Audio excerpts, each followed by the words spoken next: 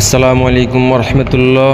প্রিয় ভাই ও বোনেরা, আপনারা অনেকেই জানতে চাইছেন যে সূরা ওয়াকিয়া কোরআন শরীফের কততম পারায় এবং কোরআন শরীফ অনুযায়ী কততম পৃষ্ঠায় সূরা ওয়াকিয়া আছে।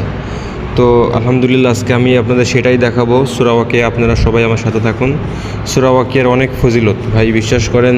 সূরা ওয়াকিয়া যে ব্যক্তি প্রতিদিন নিয়মিত মাগরিবের নামাজ পর তেলাওয়াত করবে, ইনশাআল্লাহ সে দুনিয়ার বুকে যতদিন বাঁচে থাকবে, আল্লাহ তাআলা তাকে যতদিন হায়াত দিয়ে রাখবেন, সে কখনো না খেয়ে থাকবেন না। আল্লাহ তাআলা তার রিজিকের ব্যবস্থা করে দিবেন।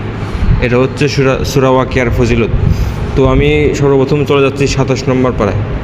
সূরাতুল ওয়াকিয়া হচ্ছে 27 নম্বর পারার 13 নম্বর পৃষ্ঠা। এটা হচ্ছে নুরানি কোরআন শরীফ থেকে।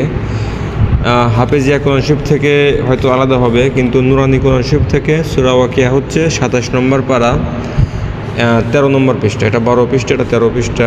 আর কোরআন শরীফের পৃষ্ঠা অনুযায়ী হচ্ছে এটা 535 পৃষ্ঠা। কোরআন শরীফের পৃষ্ঠা হইতে 535 পৃষ্ঠা সূরা ওয়াকিয়া। তো আমি একটু পড়ি, আপনারা শোনেন। আউযু বিল্লাহি মিনাশ শাইতানির রাজিম। বিসমিল্লাহির রহমানির রহিম।